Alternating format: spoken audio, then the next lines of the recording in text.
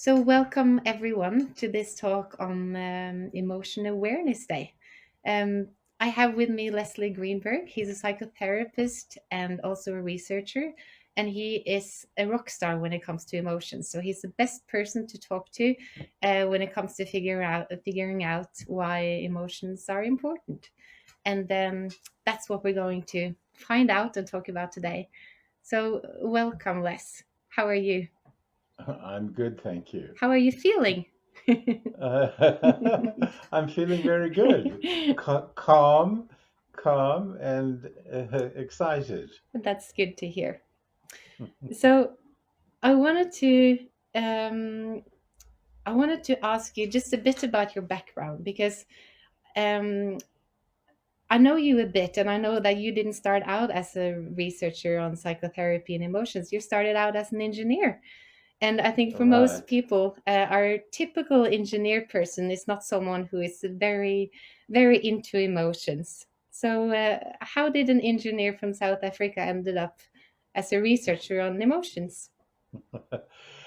Well, I think firstly it must have something to do with that I felt emotions, Hmm. right? But in the engineering environment, emotions were persona non grata. I mean, you didn't talk about your feelings, but I always had lots of feelings. Yeah, so it was Um, sort of naturally there for you from the start. Hmm. it was, um, and I was always involved.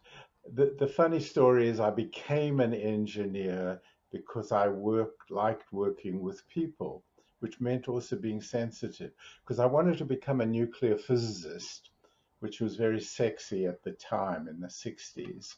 Uh, I went to a counselor, and I also had leadership roles that I was working with people. So they said, rather become a nuclear engineer because engineers work more with people. Hmm. So it's a very funny combination, right?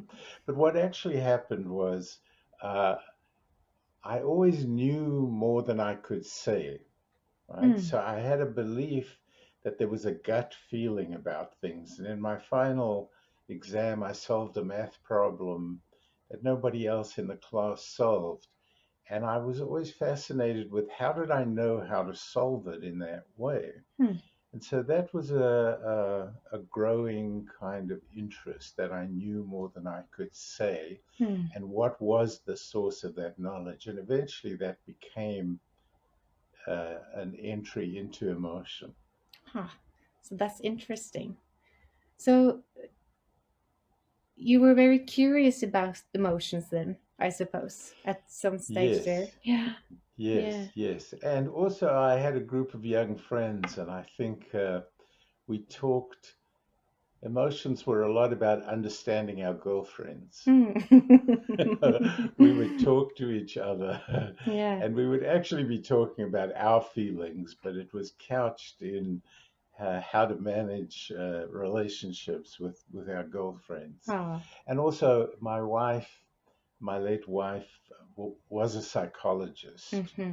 so I, was having dialogues with her about matters psychological. Yeah. Yeah.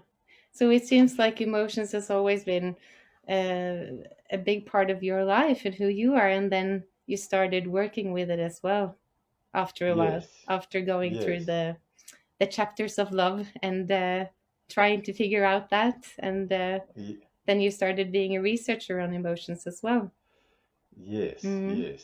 So once I got into psychology, and I came into psychology with this interest in what was this intuitive knowledge, this Mm.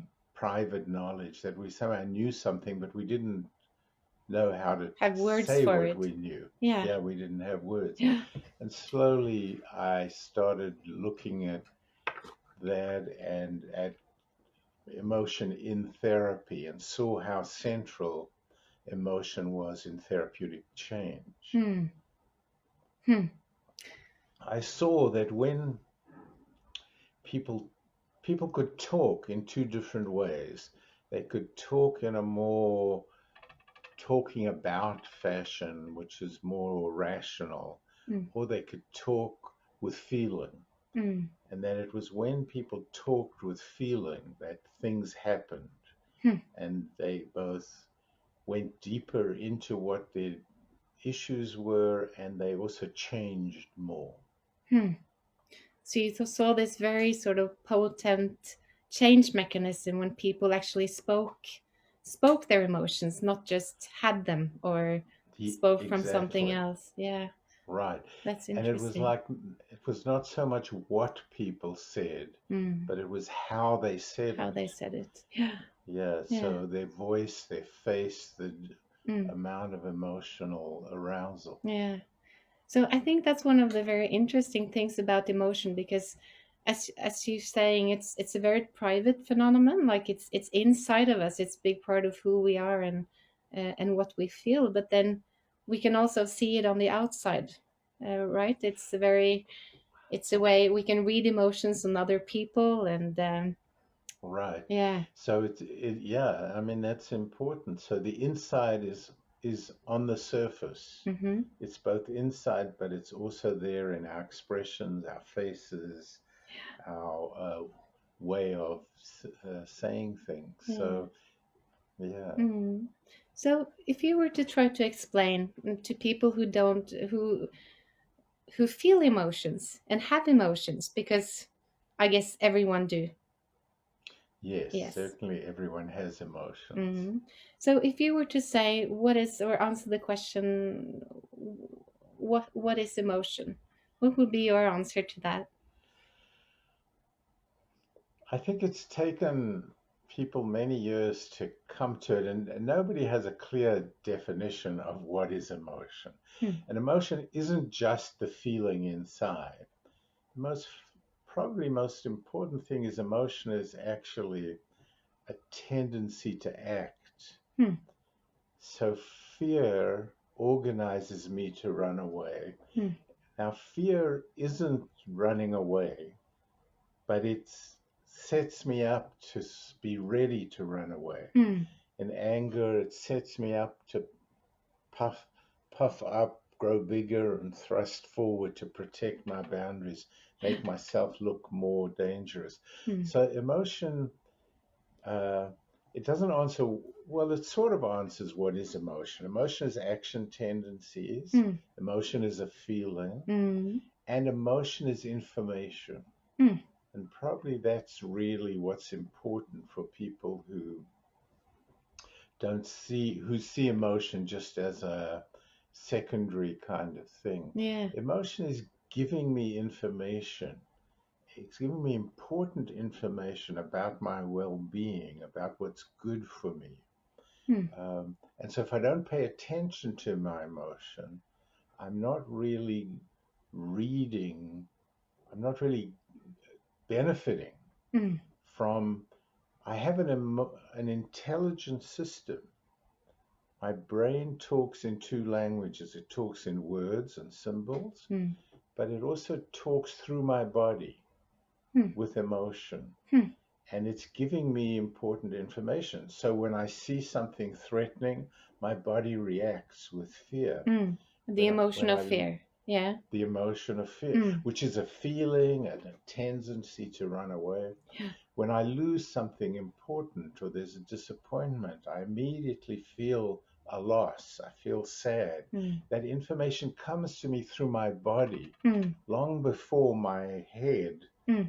Like an instinct names. almost, you would say? Yes, I mean Yeah.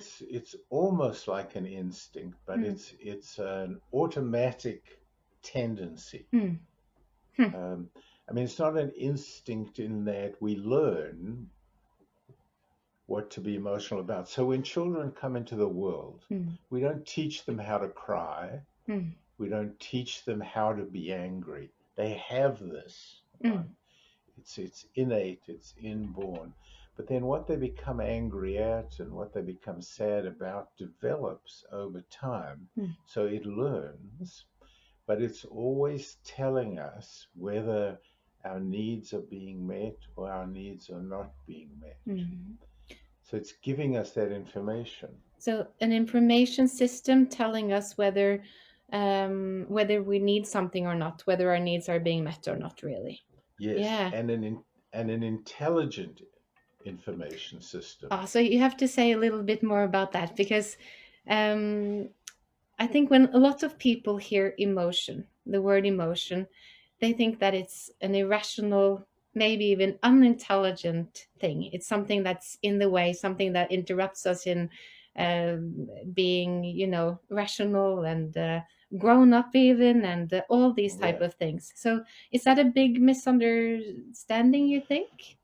It's a misunderstanding, and it's a misunderstanding for thousands and thousands of years. It started Hmm. with Plato Hmm. saying the charioteer of reason controls the horse's Yeah. passion.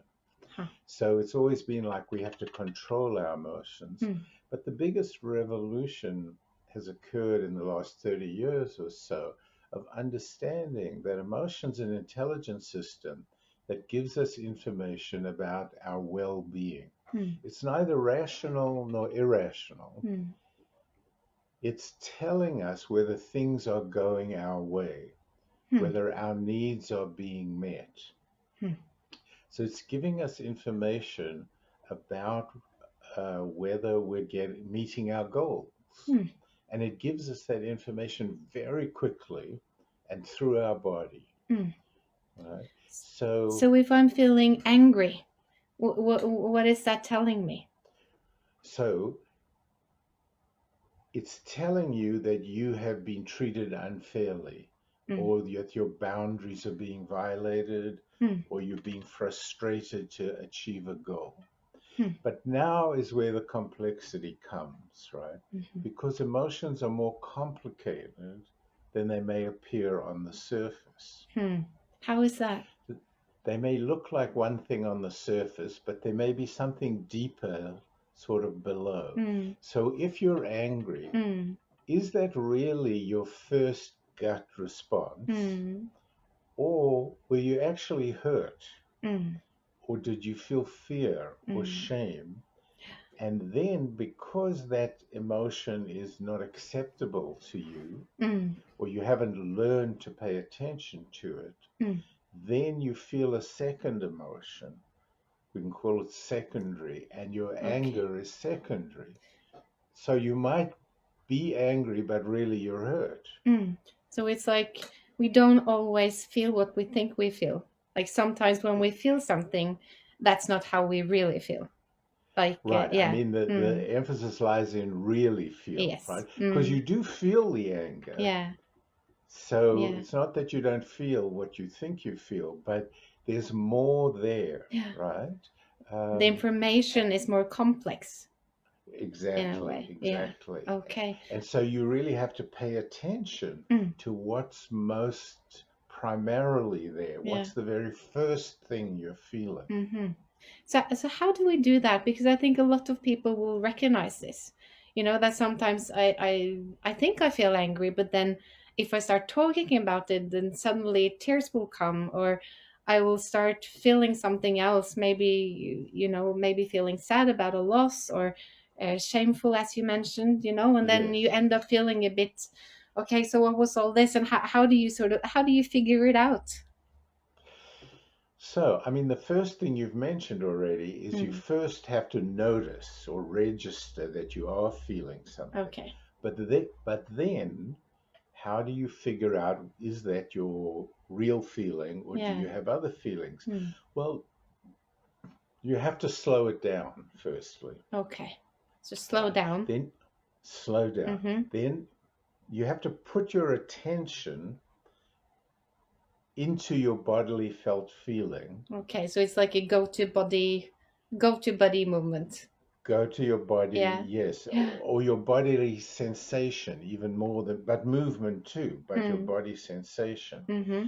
And then you need to start searching for what words best fit your Okay. body feeling, Hmm. right? So it's a kind of a search and discover process. Hmm. Um, Asking but yourself questions in a way. Am I feeling sad now? Am I feeling right, what's yeah, yeah. I mean that's one way you can ask yourself, generate words to Mm. see if they fit, or Mm-hmm. you can just listen silently. but it's sort of like the signal in here is not so strong. Okay. So you have to shine a flashlight Mm. on it. Mm. And the more attention you bring to it, the brighter it gets and the clearer the message or the signal comes up. Okay. Huh. But also, And that's the you important know, information. Yeah. yes, yes. So, But also, there's a learning part to it. It's mm, sort of like we have to learn how to add numbers. We have to learn alphabets mm, to be able to. So, similarly, we have to learn how to understand our bodily feelings. yeah. And a lot of that is interfered with or developed by how we're brought up. Okay. So, So if we're told don't cry about that, mm, then we won't be able to pay attention to our sadness mm, and know what it is because we've never really been taught in interaction what's really it means. so that can make it harder to read that emotion when we're older. Is that what you're Yes, saying? Yeah. yes, So we yes, have to yes, learn how to read it and how to pay attention to it, and as you're saying, somehow get some relational experiences, really, that it's okay to feel what we're feeling. yes, Yeah. yes. So, Hmm. so there is something inside of us, but there's also relationships that if they validate our feelings and if they give us words to understand our feelings, Mm-hmm. then we're smarter. Hmm. We're more emotionally intelligent. We know what our feelings are about. Hmm. So, that's one thing. If we didn't get the right background and the right learning Hmm. experiences, we won't be that good at it. Hmm. The other thing is that people are very afraid of their emotions. Yeah, because I'm sitting here and I'm thinking, because you're talking about emotions as, as it's a good thing. In your view, it's a good thing, to put it very Right, simply. And then I'm thinking that a lot of people probably have the experience, that okay, it's a good thing, but it feels bad, because right. most, I guess, the most emotions that we do have, at least when we label them, we have more negative emotions than Yeah, positive yeah. emotions. So how is it good paying attention to these negative feelings or emotions that we do have? Right. And when you said emotions are a good thing, I mean, emotions are neither good or bad. They just Mm, are. mm, It's how we use them okay. that is kind of good or bad. But So but being I am able to saying, use emotions, that's a good thing, is what you're saying. right, Yes. right, Okay. right. Okay. Um, because they just are. Mm, And the big reason we don't like them mm, or is that we aren't in control of mm, them. mm. So emotions just happen to Yeah. us, right? You stand at the graveside and you plan, you intend to be strong, Mm, but the tears just come, mm, right? mm, You know, you're at a meeting and you get criticized and mm, somehow you start to feel sad. You mm, can't control it, it just happens. mm, So the Western world solution has been to try to control what mm, you can't be in control of. mm. The the Eastern world has offered a different solution, which is to try to observe what happens and let it come and go. Mm, mm. But I'm actually talking about a third option, which is to kind of jump into the emotions with your attention Okay. and really try to understand what the emotion is telling you.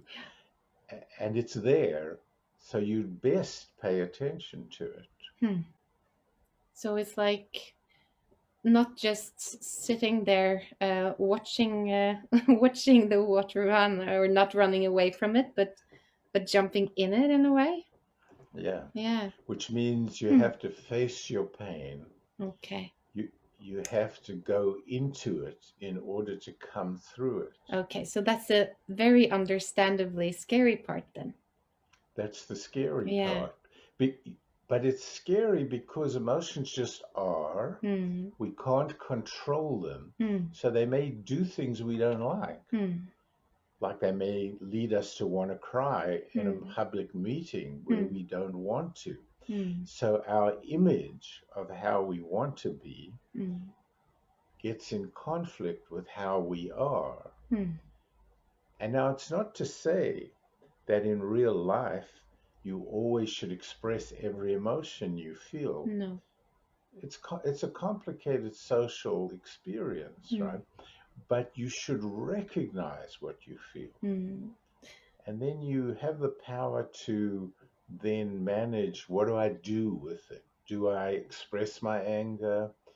Mm. Do I try to understand what the unfairness was and decide what I want to do about it? Mm. But actually, knowing what you feel is the first step in problem solving, Mm. because the emotion Knowing what the tells you, problem is.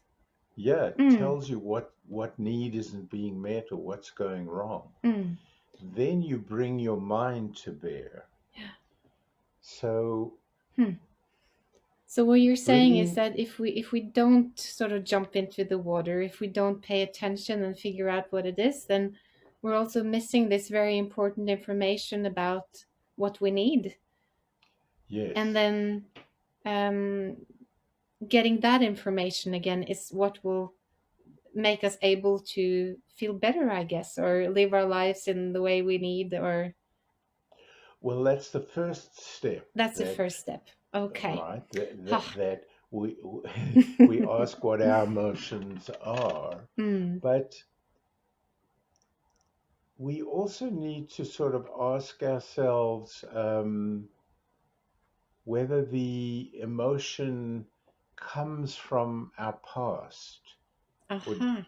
is it coming from the present, So then right? it's both, just to sum it up, then it's both what am I really feeling? Like, is this feeling I'm feeling Right, now, is right. this sort of on top of the other thing that I'm really feeling?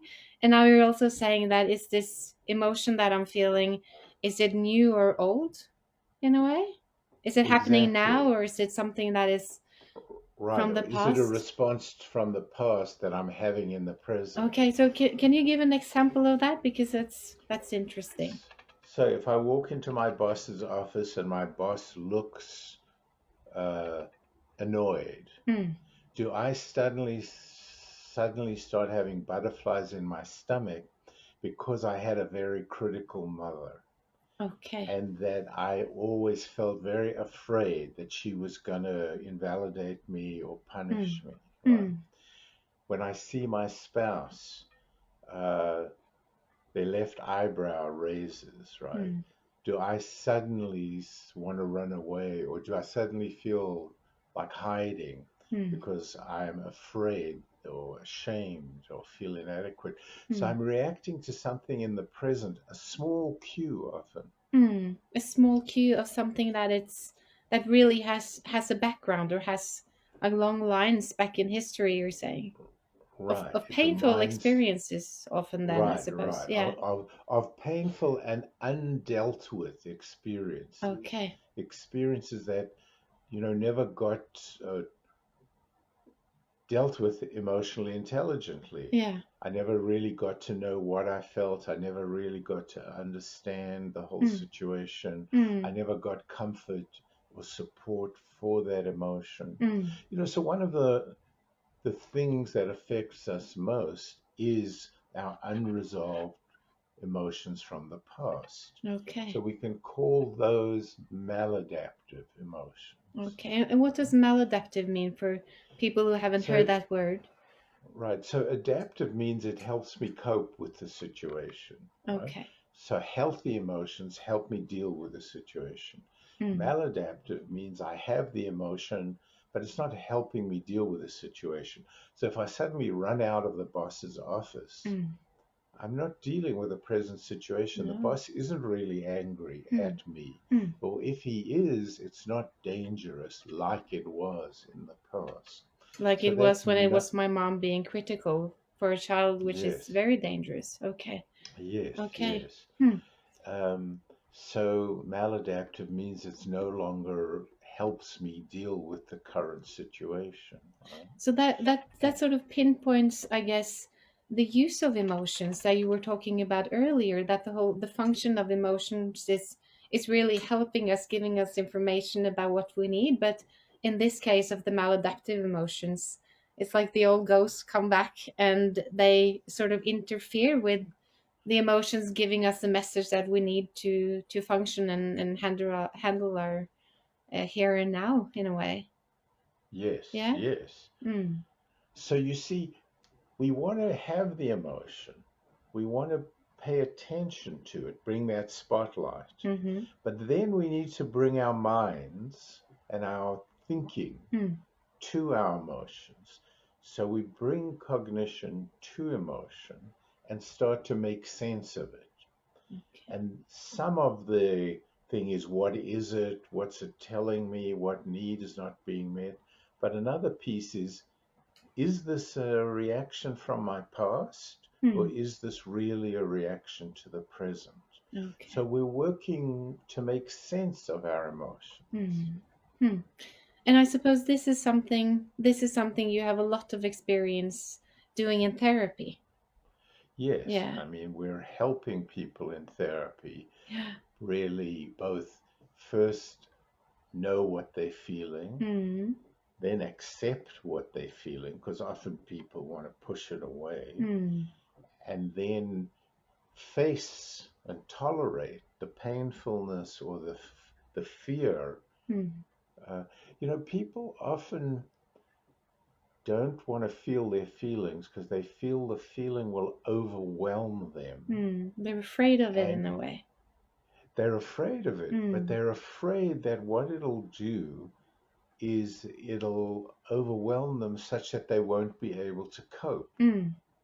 I'll get so uh, afraid or so sad Mm. that I won't be able to take care of my children. Yeah. I won't be able to get up and go to the grocery store, go to Mm. my work.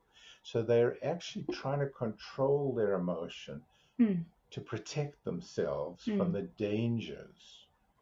They feel that the danger of emotion will be that I'll fall apart, Mm. basically, Mm. right? Mm. So it's not so much the pain, It's the but consequences of it.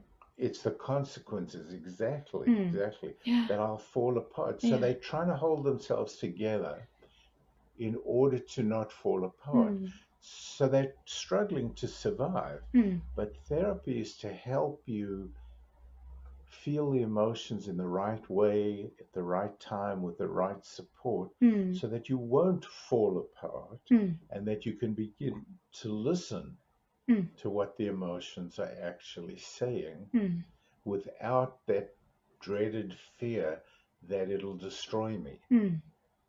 So being able to feel that you're sad and cry without being afraid of the tears never stop running in a way, Right, or right, yeah, right, right. or feeling like And no one when you go into shame, but just feeling shameful and that's okay in a way, or something yes, like that. yes, Mm. I will survive it. Yeah. And I have a very caring, compassionate other Mm. who will not shame me Mm. and who will not think badly of me and will, in fact, understand me. Mm.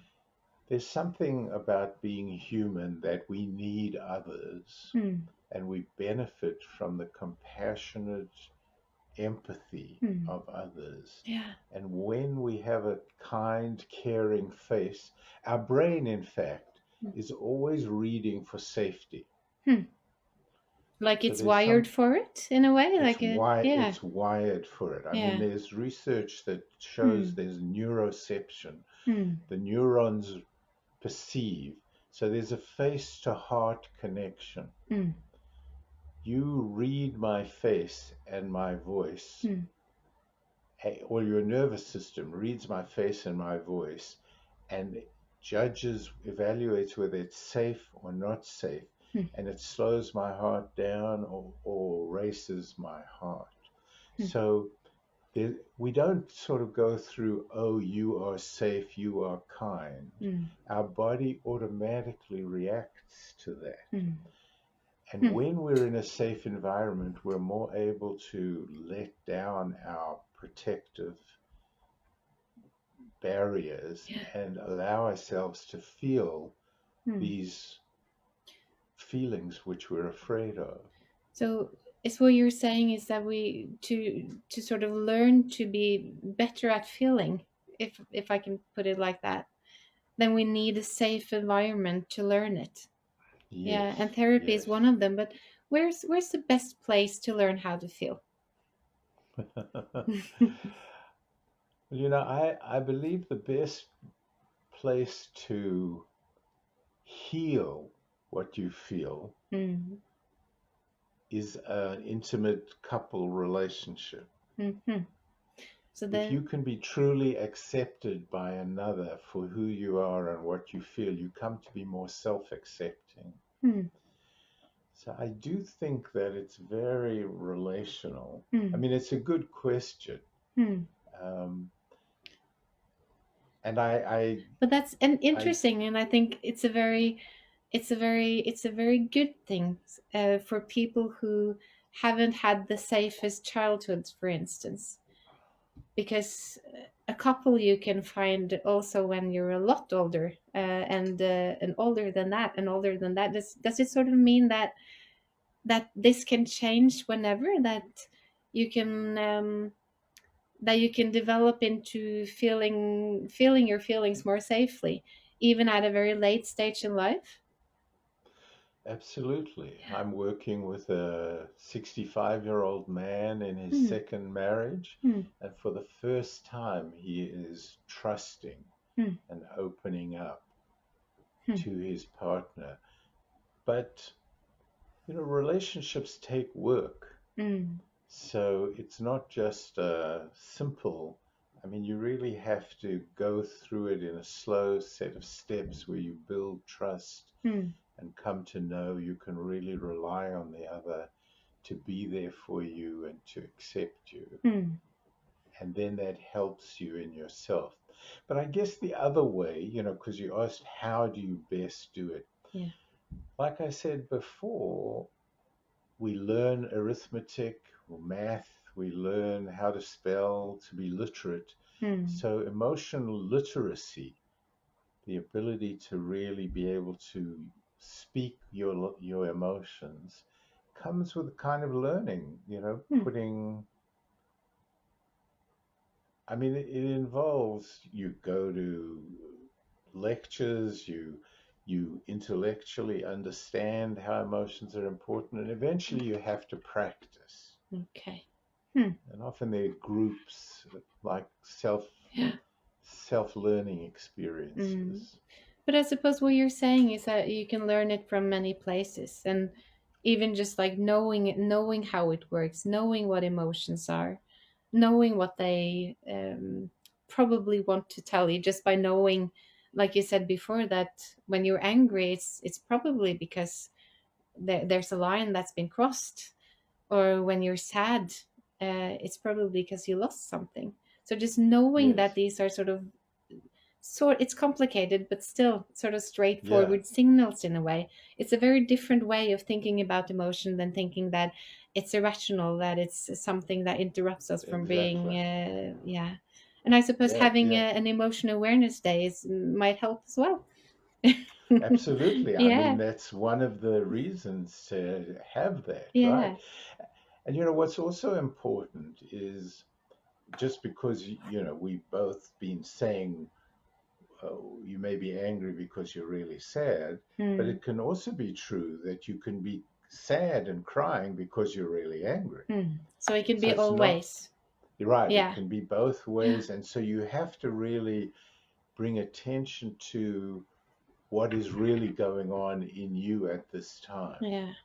So how do you I'm just curious, because I think a lot of people, they also had the experience that I don't feel anything. How do you feel about that? No, I don't feel anything. Or I'm a thinker, I'm not a feeler. Like those type of self experiences. Well, what do you think about that? Is it Well, possible first, to or just to start another place? Is it possible to not feel? I believe that all human beings, except if they have some sort of brain damage, Mm. have feelings. So Mm. when they say I don't feel anything, they're really saying I'm not aware Yeah. of the feelings Yeah. that are going on in my body. Mm. But things are going on in their body. Mm. I mean, it's been shown, like in couples therapy, that when often men don't show any expression, their heart rate and their blood pressure and their Mm. stomach tension is very high. Mm. So the Their body body, feels. the body feels, Mm. uh, your body keeps the score. I mean, it knows what happened to you in the past. Mm. It remembers. It's not really. It's your brain that's remembering, Yeah. but it. So there are bodily reactions, but people just are not paying attention. So Mm. the phrase "you're cut off at your neck," it's meaning you just aren't paying attention, but your body is reacting, and so we get a lot of stress problems, Mm. heart attacks, blood Mm. pressure, uh, come from not really paying attention to your body. Mm. So not sort of I mean, in allowing. this, Yeah. Sorry. go ahead now. No. So, but what you're saying that it's sort of this way of not letting the information come through and instead sort of pushing it down or trying to not feel, that's exhausting to us or almost unnatural, would you say? Or is it's a learned way of handling the Well, emotional signals? Yeah. it's all of these, right? Hmm. So you first may just never have learned to Hmm. name your emotion, right? Hmm. So, as I said before, if you are crying as a 3-year-old Hmm. and your parents say, "You've got nothing to cry about. If Hmm. you carry on, I'll give you something to cry about," Hmm. um, you're not learning how to deal with sadness. You're not being Hmm. allowed Hmm. to have that. Hmm. So there can just be like a lack of learning. Hmm. But then there is this inherent fear that people feel of emotions taking them over. Hmm. So they begin to block Hmm. or actually do things to not feel. Hmm. Right?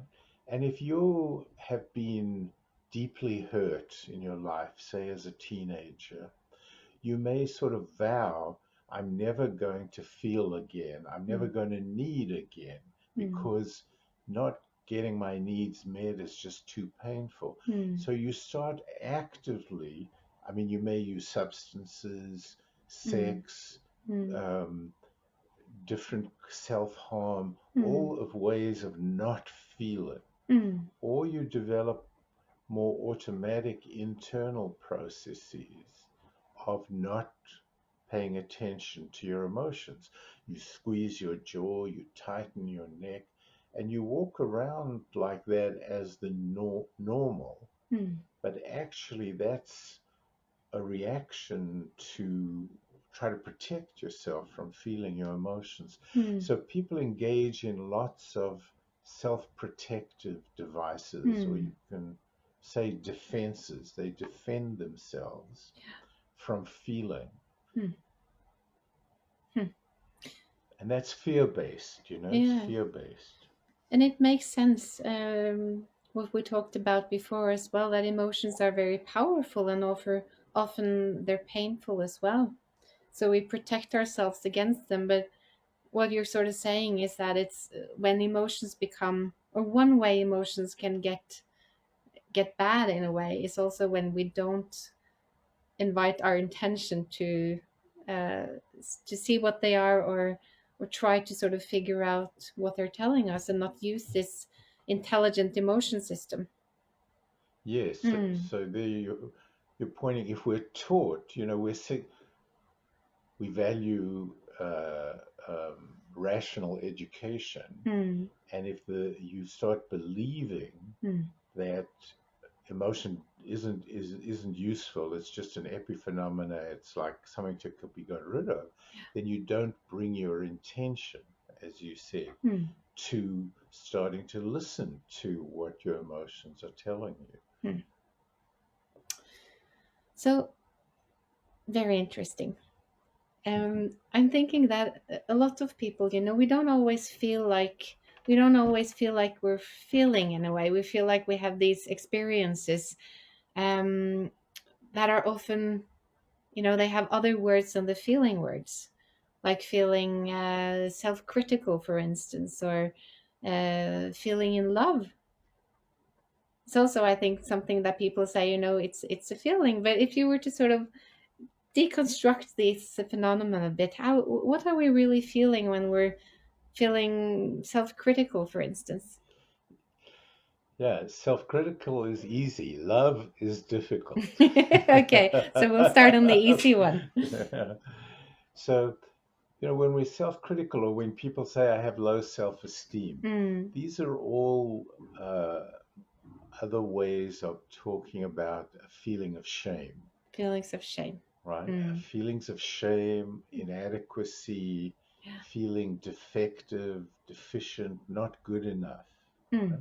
yeah. And this is one of the most painful feelings Mm, is shame, right? mm, And in shame, we want to hide the action tendencies, to want to disappear so that we can't be seen. mm.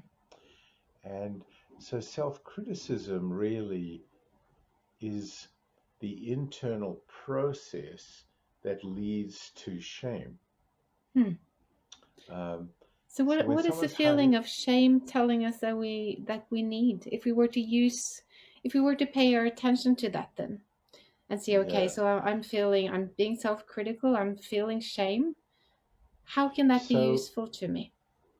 well, you see, this is where, is it a response to the present situation, or is it a response from the ghost from the past? Okay. Mm, So often, maladaptive shame is a mm-hmm, ghost from the past. mm-hmm, And it was like I was shamed, I was abused, I was treated like dirt. mm, And so now, as mm, soon as I feel self critical or get criticized, mm, I start feeling like I'm worthless. mm, Whereas that isn't a response to the present situation. It may just be, oh, you didn't cross your T, or you didn't dot your I. mm, And suddenly it's like, I'm worthless, I'm no good, nobody will see me as having any value. mm. But in healthy shame, was really evolved evolutionarily to help us belong.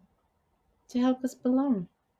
Yeah, which is Okay. difficult for people to see, Yeah. because shame keeps us not violating the norms Mm, of the group. mm, So we feel shame if, in the eyes of the other, we're seen as failing the norm of the group.